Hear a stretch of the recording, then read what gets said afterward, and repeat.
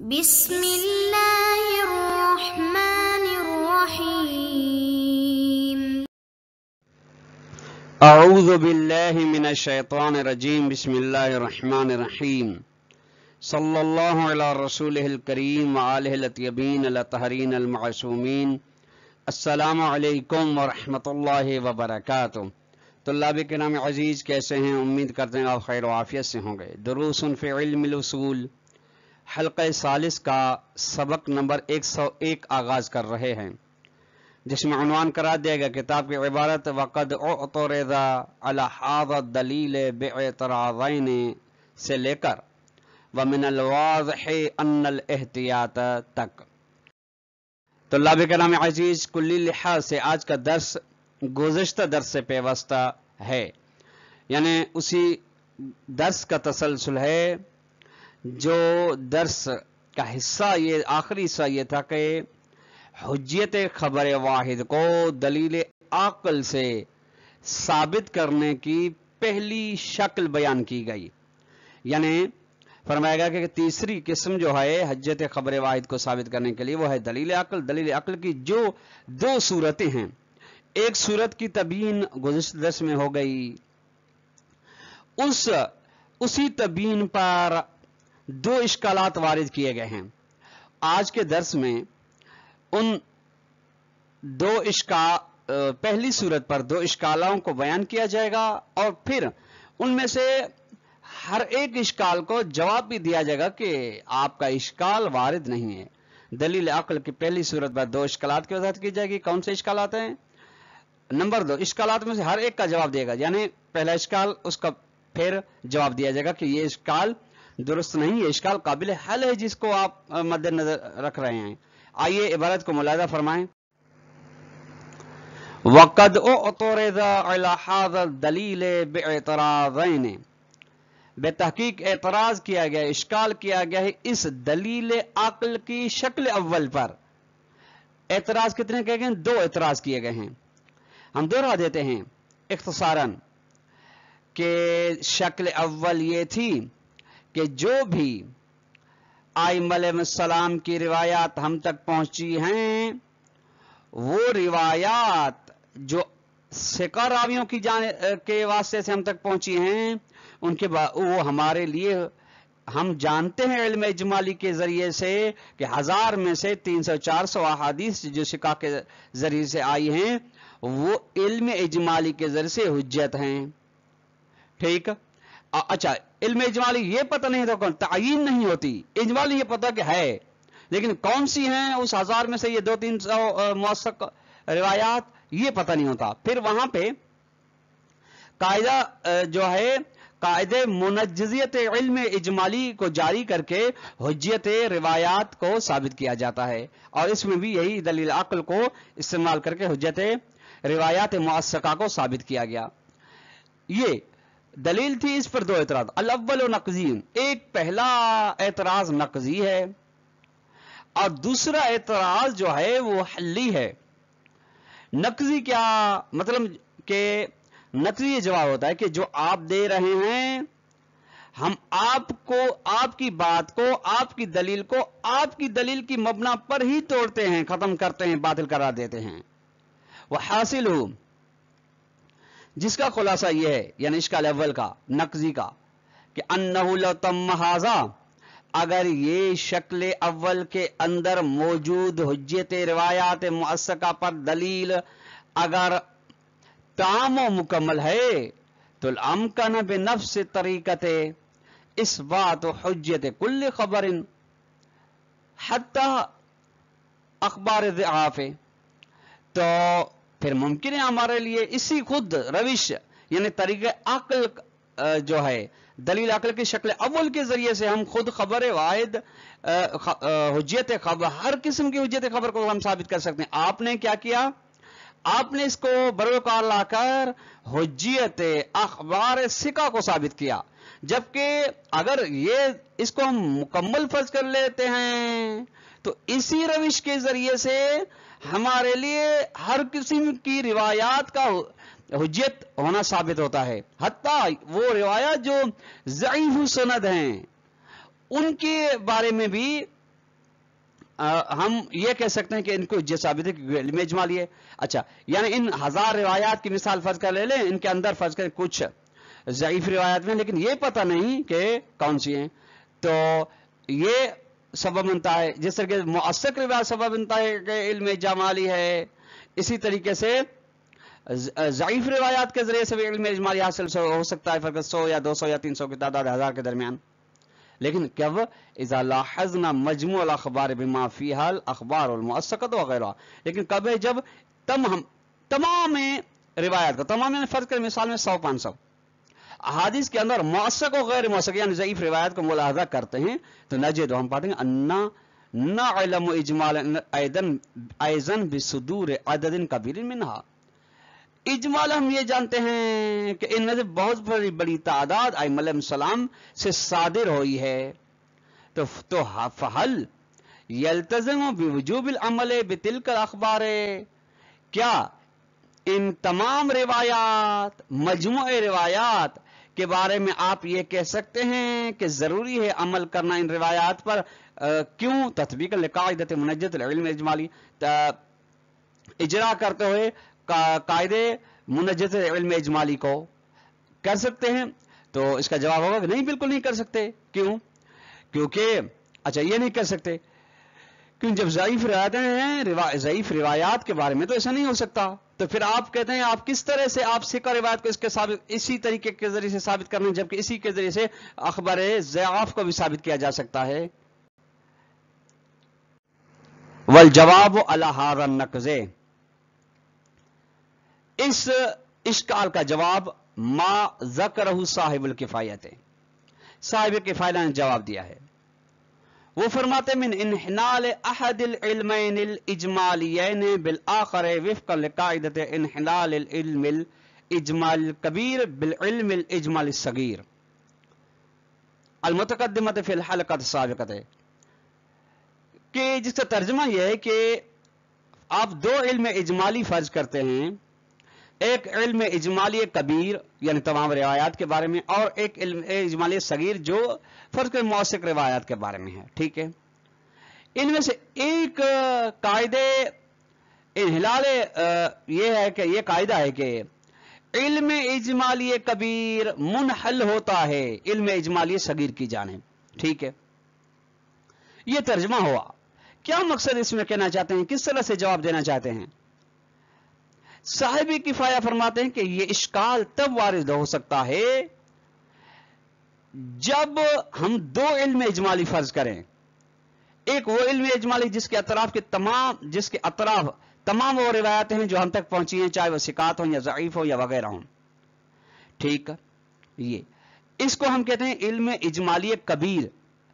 دوسرا ہے وہ علم اجمالی جس کے اطراف فقط اخبار ثقات ہیں, اس کو ہم کہتے ہیں علم اجمالی صغیر.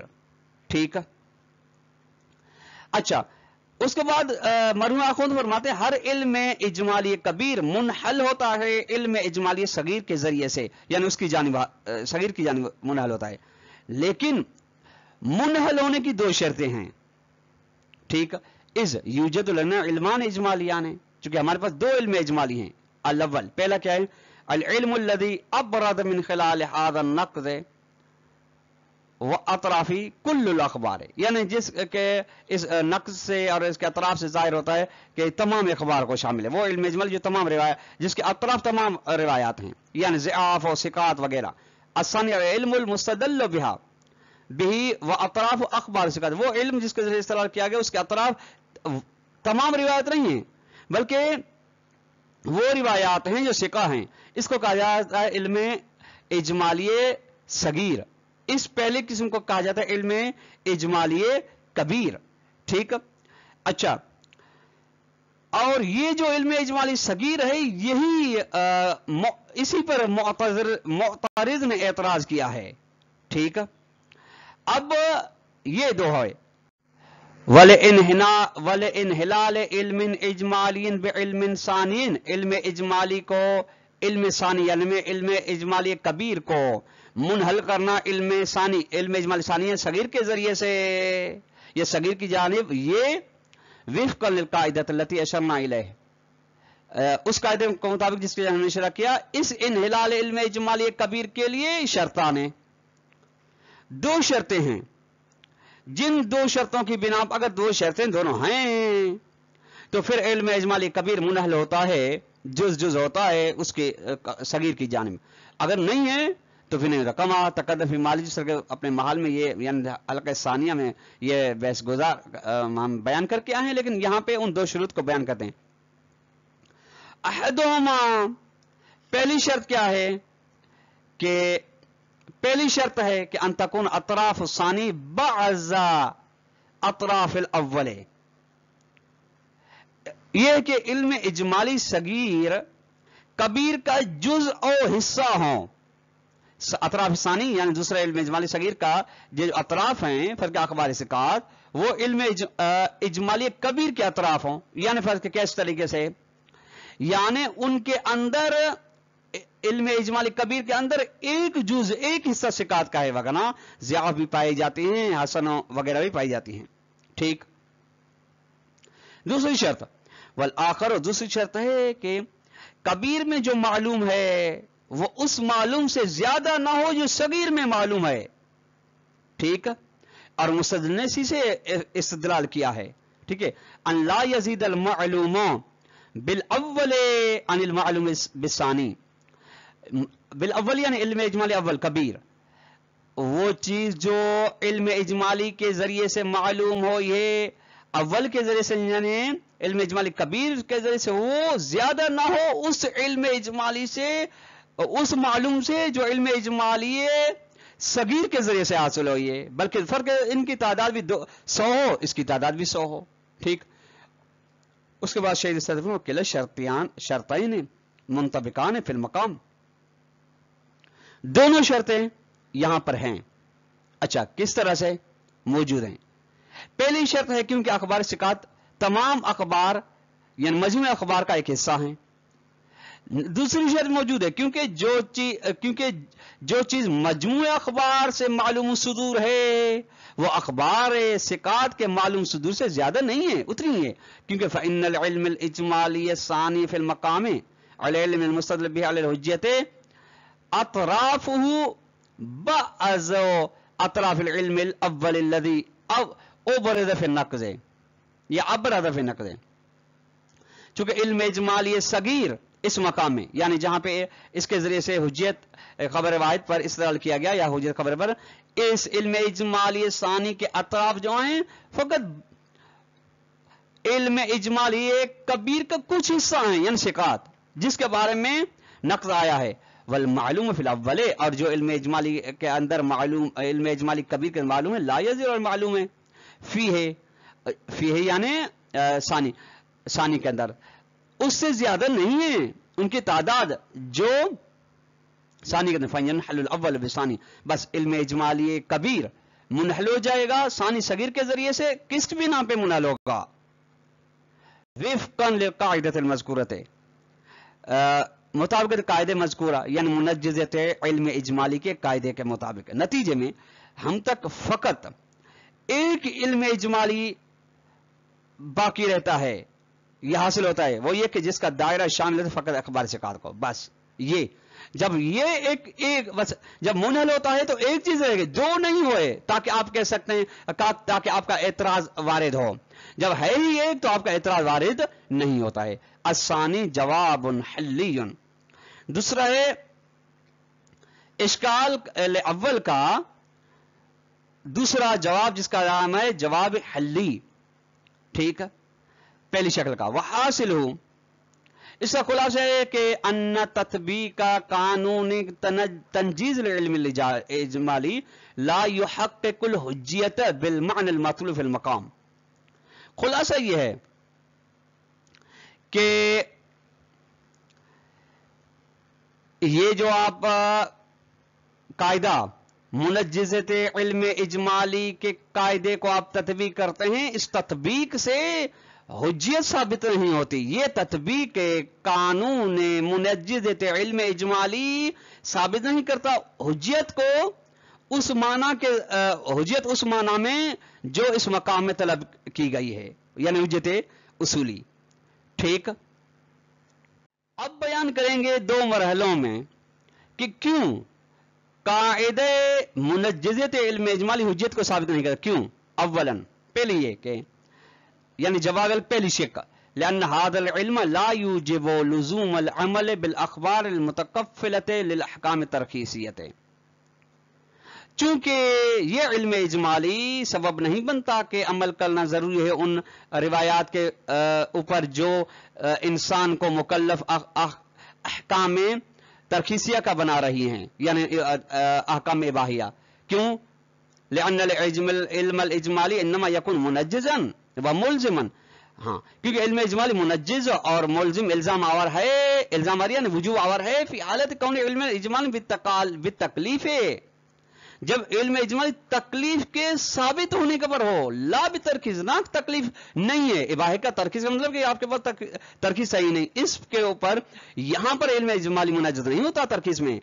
بینما الحجیت المطلوبۃ حجیت و غیر ثقہ، جبکہ ہمارا مطلوب جس حجیت کو ہم ثابت کرنا چاہتے ہیں قاعدے منجز علم اجمالی سے، وہ خبر ثقہ کی حجیت ہے. بے معنی کونی منجزن، اس مطلب کہ خبر ثقہ منجز ہے اذا انبان تکلیف، جب تکلیف یعنی وجوب حرمت سے خبر دے، اس کو ثابت ہوا. معذر اذا انبان ترخیص ہے، جب ترخیص اور اباحے سے خبر دے.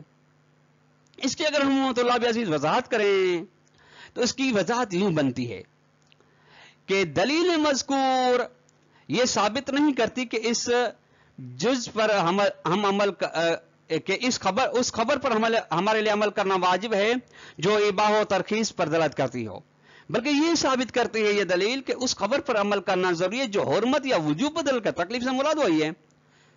جبکہ حجیت خبر سے مقصود یہ کہ حجیت خبر حجت ہے چاہے تکلیف پر دلالت کرے یعنی وجوب حرمت یا اباحے پر دلالت کرے.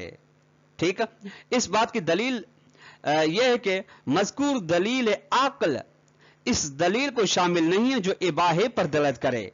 یہ اچھا، اس کی دلیل ہے کہ دلیل مذکور تقاضا کرتی ہے کہ حجت کے خبر ثقہ پر عمل کرنا ضروری، بس یہ ثابت کرتی ہے اس لحاظ سے کہ ہمیں علم اجمالی ہے کچھ اخبار ثقات کے صادر ہونے کا.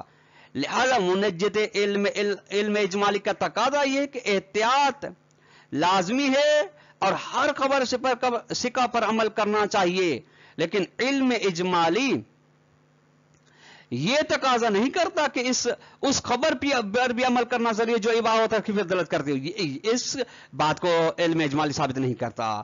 لہذا علم اجمالی منجز ہے وجوب و حرمت کے باب میں، باقی احکام یعنی اباحے وغیرہ میں منجز نہیں. مثال اس کی آپ ملاحظہ فرمائیں.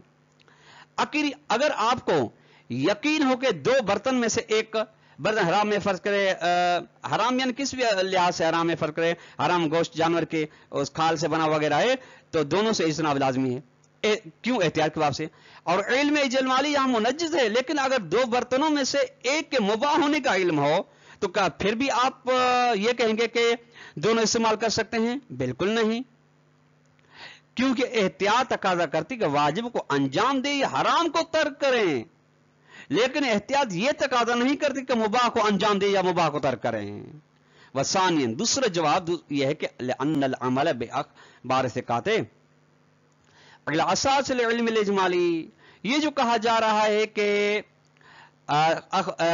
ثقہ روایات پر عمل کرنا علم اجمالی کے بنا، یہ انما ہوا من اجل الاحتیاط لتکالیف المعلومۃ بالاجمال، یہ عمل اس لحاظ سے ہے کہ چونکہ احتیاط ہے، یعنی احتیاط کے باب سے ہے کہ احتیاطاً ان تکالیف کے اوپر عمل کرنا یعنی موافقت قطعی حاصل کرنے کے لیے اخبار ثقات پر عمل کرنا ضروری ہے جو علم اجمالی کے ذریعے سے ہمارے لیے واضح ہیں، معلوم ہے، یقین ہے، لیکن ان کی تعین نہیں ہے. اس کی وضاحت ثانین کی جو آنے والے درس میں آ رہی ہے. والسلام علیکم ورحمۃ اللہ وبرکاتہ.